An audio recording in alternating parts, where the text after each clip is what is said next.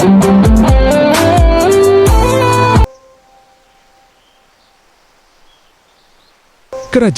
Tarumanagara tahun 358 sampai 669 M, Sundapura, Bekasi, Jawa Barat. Tarumanagara atau Kerajaan Taruma adalah sebuah kerajaan yang pernah berkuasa di wilayah barat Pulau Jawa pada abad ke-4 hingga abad ke-7.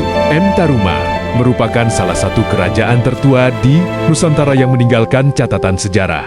Dalam catatan sejarah dan peninggalan artefak di sekitar lokasi kerajaan, terlihat bahwa pada saat itu kerajaan Taruma adalah kerajaan Hindu beraliran Wisnu. Kata Tarumanagara berasal dari kata Taruma dan Nagara. Nagara artinya kerajaan atau negara, sedangkan Taruma berasal dari kata Tarum yang merupakan nama sungai yang membelah Jawa Barat, yaitu Citarum. Pada muara Citarum ditemukan percandian yang luas, yaitu Percandian Batu Jaya dan Percandian Cibuaya yang diduga merupakan peradaban peninggalan kerajaan Taruma. Bila menilik dari catatan sejarah ataupun prasasti yang ada, tidak ada penjelasan atau catatan yang pasti mengenai siapakah yang pertama kalinya mendirikan kerajaan Tarumanagara. Raja yang pernah berkuasa dan sangat terkenal dalam catatan sejarah adalah Purnawarman. Pada tahun 417 ia memerintahkan penggalian Sungai Gomati dan Candrabaga,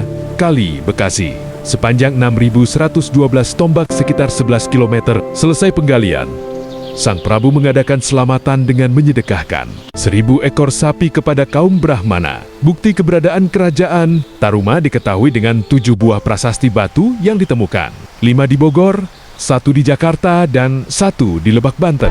Dari prasasti-prasasti ini diketahui bahwa kerajaan dipimpin oleh Raja Diraja Guru Jayasinghawarman pada tahun 358 M dan beliau memerintah sampai tahun 382 M. Makam Raja Diraja Guru Jayasinghawarman ada di sekitar Sungai Gomati, wilayah Bekasi. Kerajaan Tarumanagara ialah kelanjutan dari Kerajaan Salakanagara.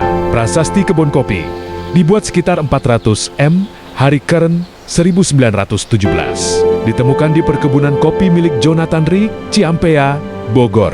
Prasasti Tugu ditemukan di Kampung Batu Tumbu, Desa Tugu, Kecamatan Tarumajaya, Kabupaten Bekasi, sekarang disimpan di museum di Jakarta. Prasasti tersebut isinya menerangkan penggalian sungai Candrabaga oleh Raja Diraja Guru dan penggalian Sungai Gomati sepanjang 6.112 tombak atau 12 km oleh Purnawarman pada tahun ke-22.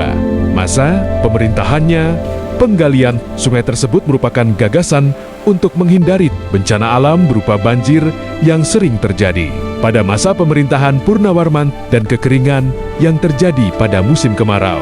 Prasasti Cidanghyang atau Prasasti Munjul ditemukan di aliran sungai Cidanghyang yang mengalir di Desa Lebak, Kecamatan Munjul, Kabupaten Pandeglang, Banten, berisi pujian kepada Raja Purnawarman. Prasasti Ciaruteun, Ciampea, Bogor. Prasasti Muara Cianten, Ciampea, Bogor. Prasasti Jambu, Nanggung, Bogor. Prasasti Pasir Awi, Citerep, Bogor. Lahan tempat prasasti itu ditemukan berbentuk bukit rendah berpermukaan datar dan diapit 3 batang sungai, Cisadane, Cianten, dan Ciaruteun. Sampai abad ke-19, tempat itu masih dilaporkan dengan nama Pasir Muara. Dahulu termasuk bagian tanah swasta Ciampea, sekarang termasuk wilayah Kecamatan Cibung Bulang. Kampung Muara tempat prasasti Ciaruteun dan Telapak Gajah ditemukan. Dahulu merupakan sebuah kota pelabuhan. Sungai yang bandarnya terletak di tepi pertemuan Cisadane dengan Cianten. Sampai abad ke-19, jalur sungai itu masih digunakan untuk angkutan.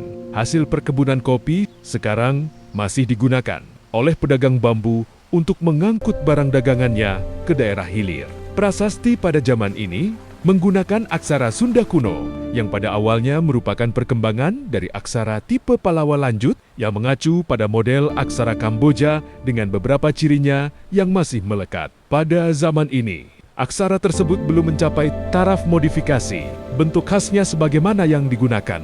Naskah-naskah lontar di Bogor, prasasti ditemukan di Pasir Muara, di tepi sawah, Tidak jauh dari prasasti Telapak Gajah peninggalan Purnawarman. Prasasti itu kini tak berada di tempat asalnya. Dalam prasasti itu dituliskan, ini Sabda Kalanda Rakrian Juru Pangembat, ke-1 Kawi Haji Panyika, Pasagi Marsaen, Desa Barpulihkan Haji Sunda. Terjemahannya, menurut Bash, ini tanda ucapan Rakrian Juru Pengambat dalam tahun Saka Kawi Haji. 8 Pancalima, Pasagi 4, pemerintahan Begara dikembalikan kepada Raja Sunda karena angka tahunnya bercorak sangkala yang mengikuti ketentuan angka 6 Famato Gati. Angka dibaca dari kanan.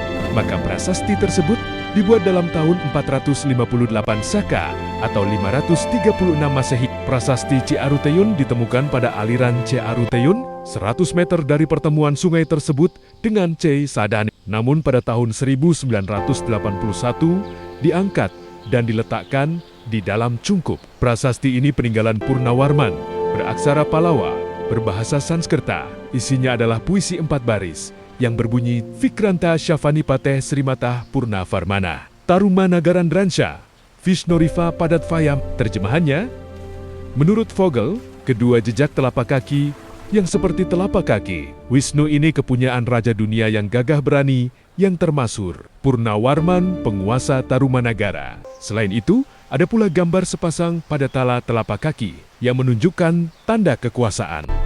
Medes fungsinya seperti tanda tangan pada zaman sekarang. Kehadiran prasasti Purnawarman di kampung itu menunjukkan bahwa daerah itu termasuk kawasan kekuasaannya. Menurut pustaka Raja Rajia ke-1 Bumi Nusantara Parwa II, Sarga 3, halaman 161, di antara bawahan Tarumanagara pada masa pemerintahan Purnawarman terdapat nama Raja Mandala, Raja Daerah Pasir Muhara. Prasasti Telapak Gajah bergambar sepasang telapak kaki gajah yang diberi keterangan satu baris berbentuk puisi berbunyi Jaya vs Halasya Tarumendresaya Hastinah Airafatabasya Vibahatidam pada Davayam. Terjemahannya, kedua jejak telapak kaki adalah jejak kaki gajah yang cemerlang, seperti Airawata, kepunyaan penguasa Tarumanagara yang jaya dan berkuasa. Menurut mitologi Hindu, Airawata adalah nama gajah tunggangan Batara Indra, dewa perang dan penguawa guntur. Menurut pustaka Parawatuan ke-1 Bumi, Jawa Dwipa Parwa 1, Sarga 1, gajah perang Purnawarman diberi nama Airawata, seperti nama gajah tunggangan Indra. Bahkan diberitakan juga, bendera kerajaan Tarumanagara berlukiskan rangkaian bunga teratai di atas kepala gajah. Demikian pula mahkota yang dikenakan Purnawarman berukiran sepasang lebah. Ukiran bendera dan sepasang lebah itu dengan jelas ditatahkan pada prasasti Ciaruteun yang telah memancing perdebatan mengasyikkan di antara para ahli sejarah mengenai makna dan nilai perlambangannya. Ukiran kepala gajah bermahkota teratai ini oleh para ahli diduga sebagai huruf ikal yang masih belum terpecahkan bacaannya sampai sekarang.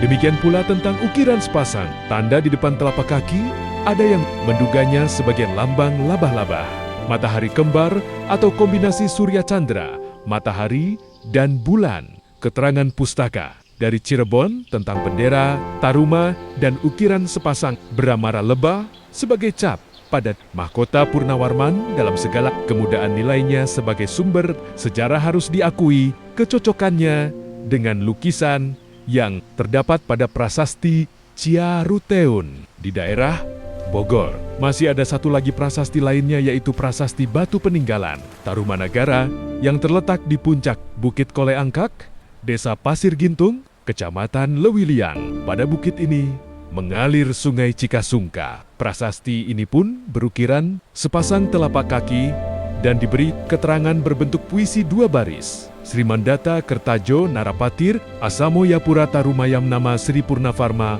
Pracura Rupucara Vedya Vikyata Famo Tashedam pada Vimbadavyam Arnagarot Sadane Nityadeksham Baktanam yang Dripanam Bawati Suhahakaram Shalyabutam Ripunam. Terjemahannya, menurut Vogel, yang termasyhur serta setia kepada tugasnya ialah raja yang tiada taranya bernama Sri Purnawarman yang memerintah Taruma serta baju perisainya tidak dapat ditembus oleh panah musuh-musuhnya. Kepunyaannya lah kedua jejak telapak kaki ini yang selalu berhasil menghancurkan benteng musuh, yang selalu menghadiahkan jamuan kehormatan kepada mereka yang setia kepadanya, tetapi merupakan duri bagi musuh-musuhnya. Berita di luar negeri tentang Tarumanagara, sumber-sumber dari luar negeri, semuanya berasal dari berita Tiongkok. Berita Fahin tahun 414 M dalam bukunya yang berjudul Fa Cao, Cai menceritakan bahwa di Yepoti, Jawa Dwipa, hanya sedikit dijumpai orang-orang yang beragama Buddha, yang banyak adalah orang-orang yang beragama Hindu dan beragama kotor. Maksudnya, animisme. Yepoti selama ini sering dianggap sebutan Fahin untuk Jawa Dwipa. Tetapi ada pendapat lain yang mengajukan bahwa Yepoti adalah Wei Seputih di Lampung. Di daerah aliran Wei Seputih, Sungai Seputih ini ditemukan bukti-bukti peninggalan kerajaan kuno berupa punden, berundak, dan lain-lain yang sekarang terletak di Taman Purbakala, Pugung Raharjo. Meskipun saat ini Pugung Raharjo terletak puluhan kilometer dari pantai, tetapi tidak jauh dari situs tersebut ditemukan beta bata karang yang menunjukkan daerah tersebut dulu adalah daerah pantai persis penuturan Fahin. Alih templat butuh rujukan. Berita dinasti Sui menceritakan bahwa tahun 528 dan 535 telah datang utusan dari Tolomotaruma yang terletak di sebelah selatan. Berita dinasti Tang juga menceritakan bahwa tahun 666 dan 669 telah datang utusan dari Tolomo, raja-raja kerajaan Tarumanagara. 1. Jayasingawarman 358 sampai 382. 2. Darmayawarman 382 sampai 395. Sri Purnawarman 395 sampai 434. 4. Wisnuwarman 434 sampai 455. 5. Indrawarman 455 sampai 515. 6. Chandrawarman 515 sampai 535. 7. Suryawarman 535 sampai 561. 8. Kertawarman 561 sampai 628. 9. Sudawarman 628 sampai 639. 10. Hariwangsawarman 639 sampai 640. 11. Nagajayawarman 640 sampai 666. 12. Linggawarman 666 sampai 669.